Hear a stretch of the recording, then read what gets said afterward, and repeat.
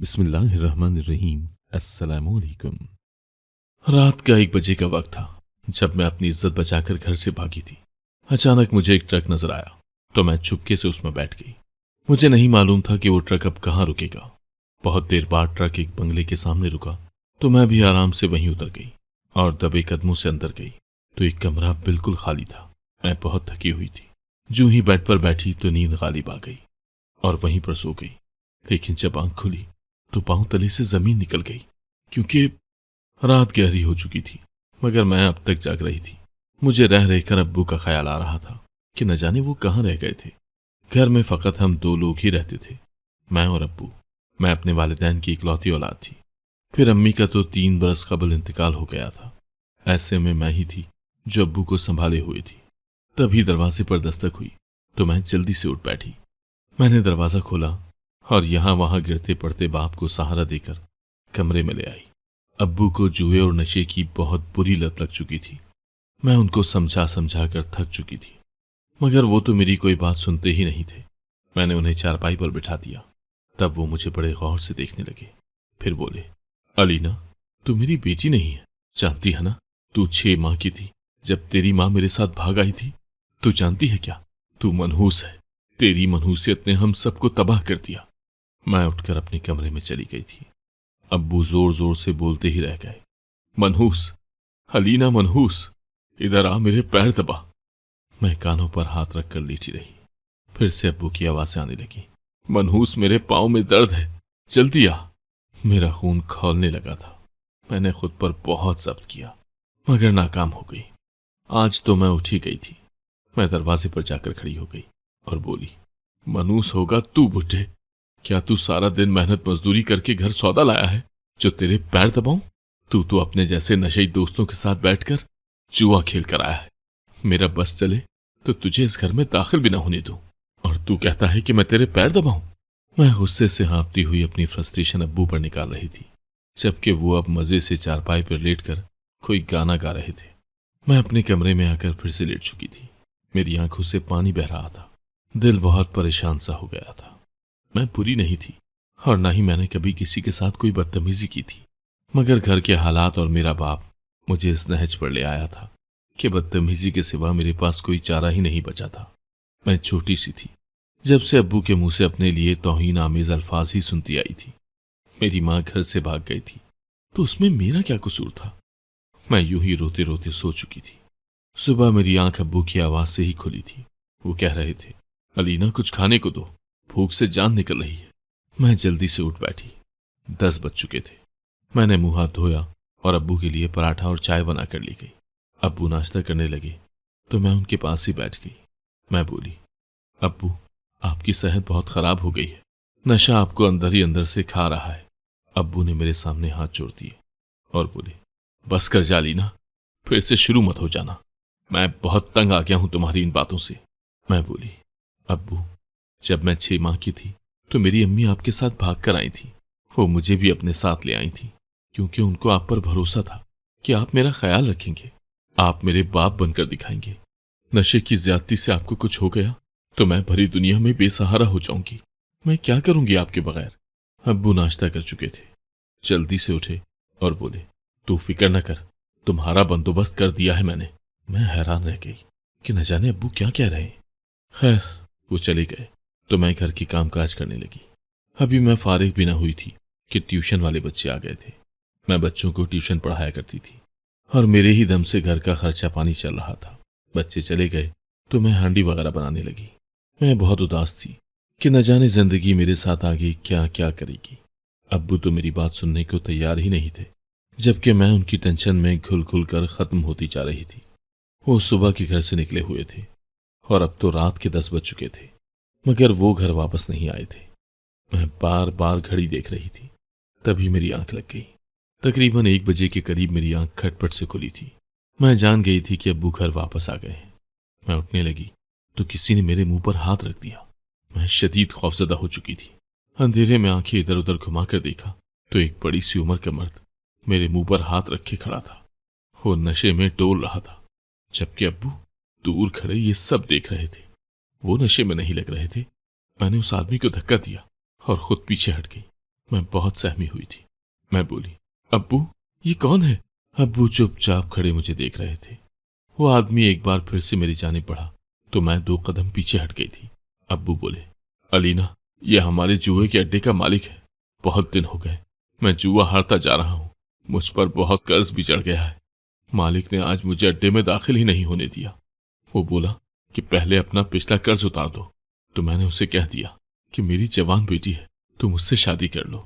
अलीना, ये बहुत अमीर आदमी है, इससे शादी करके मुझ पर से कर्ज भी उतर जाएगा और तुम्हारा फर्ज भी उतर जाएगा। तुम इसके साथ बहुत खुश रहोगी। मैंने उस बुड्ढे को गौर से देखा तो वो मेरे अब्बू का हम उम्र ही लगता था। बस इतना था कि वो खुश लिबास था और अब्बू के मुकाबले में उसकी सेहत अच्छी थी। मेरा दिल गले में आ गया था। मेरी जान एक नशे से छूट रही थी तो मेरे पल्ले दूसरा नशे ही पड़ रहा है। लेकिन मैंने इस सब को किस्मत का लिखा मानकर तस्लीम कर लिया था। वो बूढ़ा मेरी जानिब पड़ा और मेरा हाथ पकड़कर बोला, मेरे साथ चलो। मैं बोली, मगर निकाह तो हो जाए पहले। मौलवी साहब कहाँ हैं? वो मकरू हंसी हंसकर बोला, अभी तो बहुत रात हो गई है, अब मैं मौलवी कहाँ से ढूंढूं? तुम मेरे साथ चलो, निकाह सुबह पढ़वा लेंगे। उस बूढ़े की नीयत समझने में मुझे एक पल नहीं लगा था। मैं समझ चुकी थी कि मेरी इज्जत महफूज नहीं रही। इस मुश्किल की घड़ी में मुझे कुछ समझ नहीं आ रहा था कि मैं क्या करूं। मगर दिल को एक तसल्ली थी कि दोनों बूढ़े और कमजोर थे, मैं उनका मुकाबला कर सकती थी। मैंने झट से उसको धक्का देकर नीचे गिरा दिया और खुद बाहर निकल गई। मैंने कमरे से बाहर निकलकर पीछे से कुंडी भी लगा दी थी। मैं दीवाना वार सड़कों पर भागती चली जा रही थी। मैं कहाँ जाती? मेरे पास तो कोई ठिकाना भी नहीं था। सड़क के किनारे चल रही थी। मैं जानती थी कि जिस लड़की की इज्जत उसके घर की 4 दीवारी में भी महफूज ना हो, वो बाहर भी महफूज नहीं होती।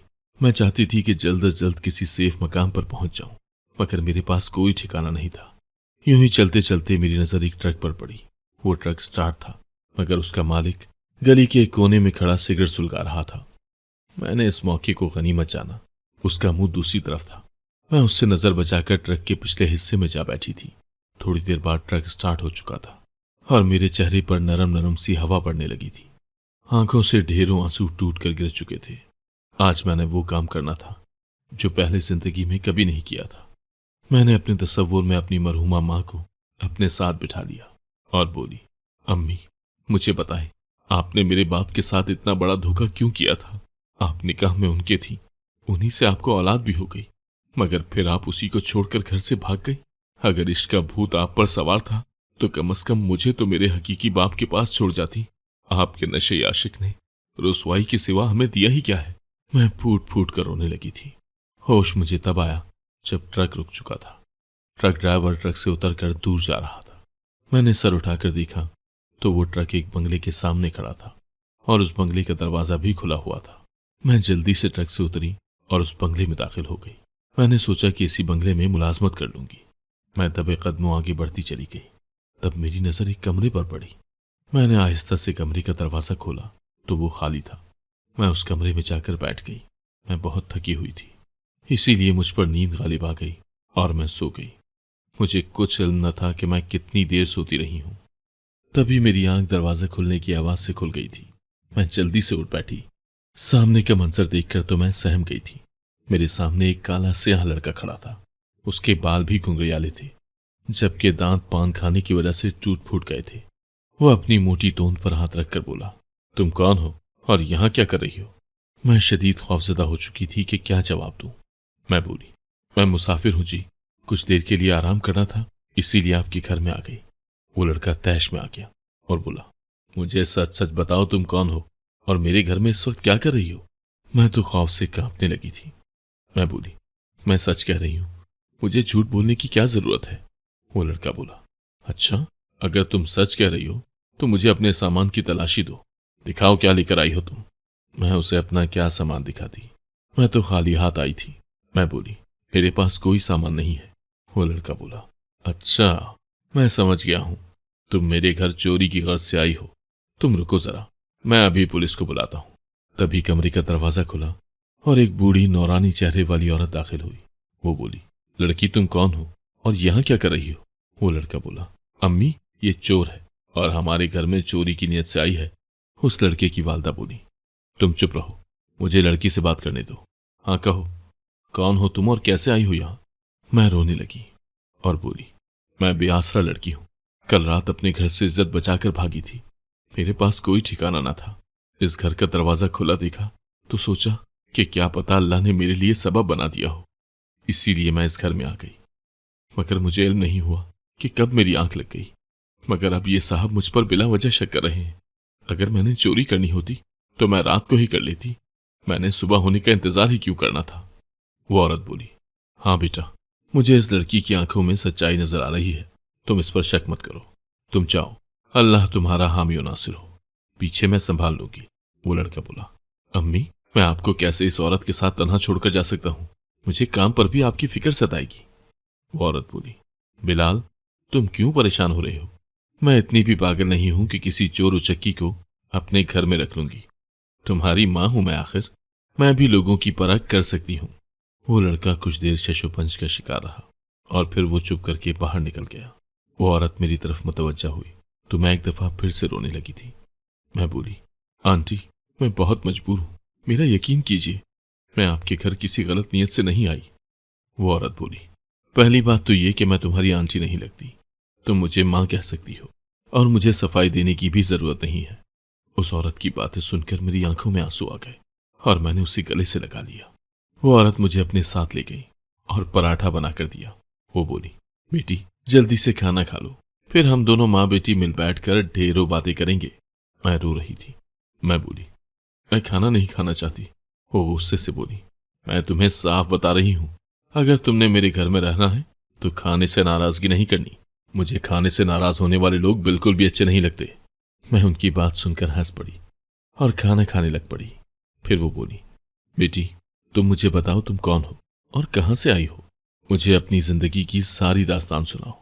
मैं हंसकर बोली, मेरी जिंदगी की क्या दास्तान है। आंख खुली तो सौतेले बाप का साया अपने सर पर पाया। मां मुशक्कत की चक्की में पिसने की आदी थी। पहले पहल तो बाप कभी कभी नशा करके आता था, मगर ज्यों ज्यों उम्र बढ़ती गई उसने नशा भी बढ़ा दिया और अब तो वो जुआ भी खेलने लगा था। मां ने मुझे अपनी हयात में ही बता दिया था कि वो मेरा सगा बाप नहीं है और मेरा सोतेला बाप भी। मुझे इस बात की बार बार याद दहानी करवाता रहता था कि मेरी मां ने उसके साथ भाग कर शादी की है और अपने पहले शौहर को उसके खातिर छोड़ दिया था। मां के जाने के बाद अब्बू पर रोक टोक करने वाला कोई भी नहीं था। वो हर वक्त नशे में धुत रहता था। मैंने कई बार उससे रोकने की कोशिश की, मगर वो रुका नहीं। कल रात मैं सो रही थी जब मुझे महसूस हुआ कि किसी ने मेरे मुंह पर हाथ रख दिया है, और जब मैंने उठकर देखा तो मेरा गाहक मेरे सामने खड़ा था। मेरे अब्बू ने मुझे उस आदमी के हाथ फरोख्त करने का इरादा बना लिया था जो जुए का अड्डा चलाता था। मैंने इस पर भी उफ तक न की कि चलो शादी हो जाएगी, क्या पता इससे मेरे हालात ही बदल जाएं। मगर वो शख्स मुझे निकाह के बगैर ही अपने साथ ले जाना चाहता था और ये चीज मैं बर्दाश्त न कर सकी और घर से भाग आई। अम्मी ने मेरे सर पर प्यार दिया और बोली, मेरी बच्ची, तुम तो बहुत हिम्मत वाली हो। अल्लाह तुम्हें हमेशा खुश रखे। तुम आज से मेरी बेटी हो और मेरे घर में ही रहोगी। अब मैं और वो औरत घर में रहने लगी थी। वो बहुत अच्छी थी। उन्होंने सच में मां बनकर दिखाया था। मैं भी उन्हें अम्मी ही कहा करती थी। हम दोनों मिलकर घर के काम किया करती थी। एक दिन मैं खाना बना रही थी कि अम्मी बोली, बेटी, तुमसे एक बात कहूं। मैं बोली, जी जी जरूर कहे। वो बोली, मैं हमेशा सोचती थी कि अपनी बेटी के लिए चांद सी बीवी लेकर आऊंगी जो हर लिहाज से अच्छी सुघड़ भी हो और समझदार भी हो। तुम में वो सारी खूबियां मौजूद हैं जो मुझे अपनी बहू में चाहिए थी। मैं तुम्हें अपनी बहू बनाना चाहती हूँ। क्या तुम मेरे बेटे बिलाल के साथ शादी करने के लिए रजामंद हो। मेरे सामने अम्मी की बेटी की शक्ल घूम गई थी। मेरा दिल एकदम ही हर चीज से उचाट हो गया था। भला ये भी कोई बात हुई कि मैंने अपनी गुज़िश्ता जिंदगी भी सिसक सिसक कर गुजारी और अपनी आने वाली जिंदगी भी यूं ही गुजार दूं। लेकिन फिर मैंने सोचा कि अम्मी के साय में जिंदगी बआसानी कट जाएगी, इसीलिए उनसे कह दिया, हाँ, मैं आपके बेटे के साथ शादी करने के लिए तैयार हूं। अब अम्मी हर रोज बिलाल को खत लिखा करती थी और मुझे कहती थी कि ये खत मैं डाकखाने में डाला हूं।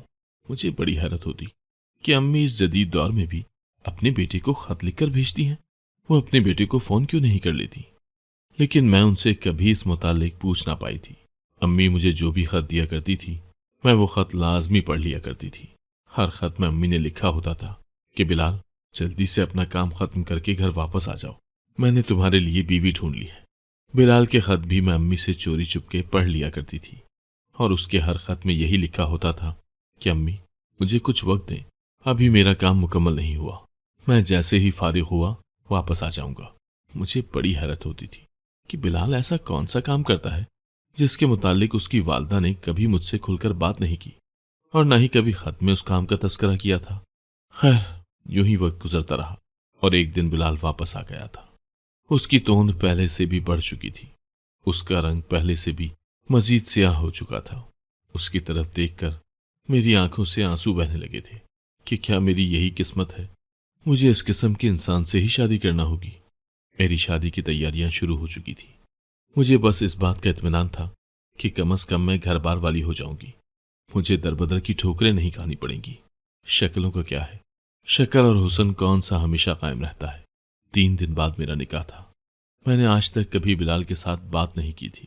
निकाह से एक रोज कबल जब मैं किचन में खाना बना रही थी तो बिलाल उधर आ गया और बोला, मैं तुमसे एक बात पूछना चाहता हूँ अलीना, क्या तुम मुझसे शादी करने पर रजामंद हो? मैंने इस बात में सर हिला दिया तो वो हंस पड़ा और बोला, ऐसी कौन सी मजबूरी है जो तुम मुझ जैसे इंसान के साथ शादी करने पर रजामंद हो चुकी हो? मैं बोली, मैं हलाल रिश्ते में बनना चाहती हूँ।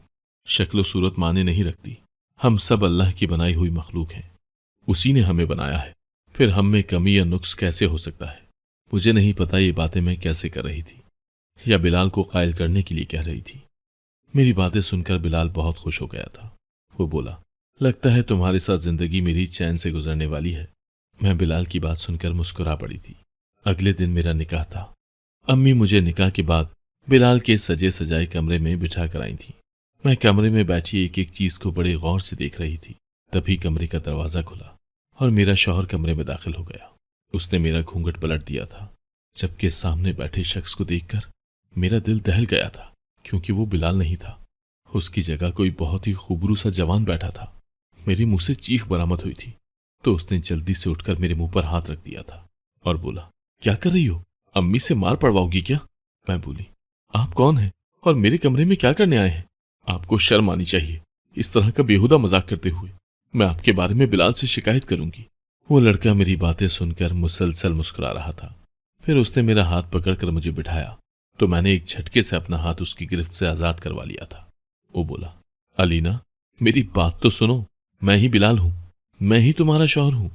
दरअसल मैं एक ऐसी कंपनी में काम करता हूं जहां पर मुझे भेस बदल कर लोगों की जासूसी करना होती है और मैं इस तरह बहुत अहम मालूमात निकलवा लेता हूं।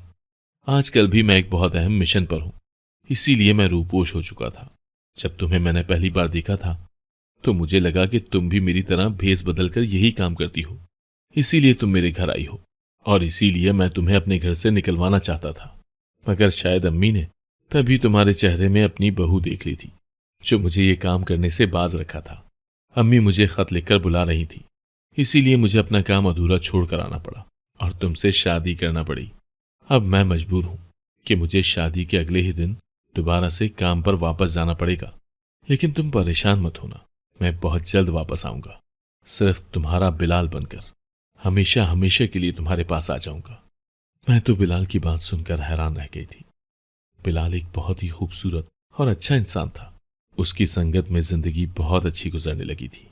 मैं अल्लाह की बहुत शुक्रगुजार हूं कि उसने मुझे मुश्किलात से बचाकर अमन दिया और मेरी इज्जत की हिफाजत की। अल्लाह ने मुझे बिलाल से मिलाकर मेरी जिंदगी की तमाम महरूमियां खत्म कर दी हैं। अगर आपको आज की कहानी पसंद आई है तो वीडियो को जरूर लाइक कीजिएगा और अपने दोस्तों के साथ भी शेयर कीजिएगा। और हाँ, अगर आपने अभी तक हमारा चैनल सब्सक्राइब नहीं किया तो जरूर सब्सक्राइब करें। मिलते हैं कल एक नई और दिलचस्प कहानी के साथ। अल्लाह हाफिज।